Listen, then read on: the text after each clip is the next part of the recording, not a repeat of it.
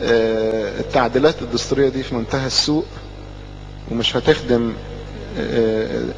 بناء دولة حديثة مدنية، بالعكس هتؤدي الى تكوين دولة دينية اسلامية. فاحنا من دورنا واجبنا ان احنا نطلع بكل قوة ونقول ايه؟ لا، ارجوكم تقولوا لكل اصدقائكم قرايبكم كبير وصغير بعيد وقريب، يعني ليكم قرايب في الصعيد، قولوا لهم بالتليفونات كله يخرج يوم السبت ويقول لا. واخدين بالكم؟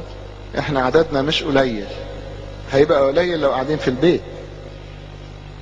وانتوا عارفين من سن 18 اللي كمل 18 سنة في اول مارس من حقه يروح يدي صوته.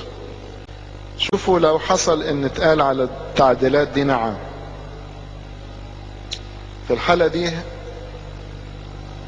هيبقى في رئيس جمهورية في ايده سلطات واسعة جدا، نفس زي ما كان مع حسني مبارك. السلطات دي بتخلي لو هو ملاك هيتحول لديكتاتور، في ايده كل حاجة.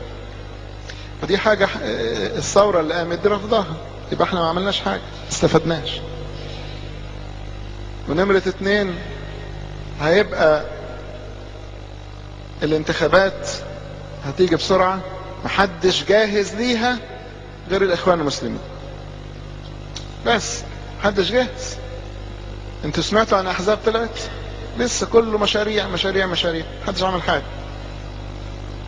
لو جه بقى الانتخابات اخوان المسلمين دخلوا مسكوا مجلس الشعب، الدنيا هتمشي بطريقتهم.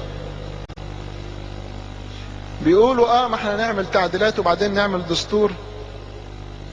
مش ضمنك بقى، ما هو مسكوا، ما دام مسكوا خلاص مش هيعملوا حاجة تاني خلاص. فخلينا دلوقتي نقول لا وربنا يتدخل بطريقته.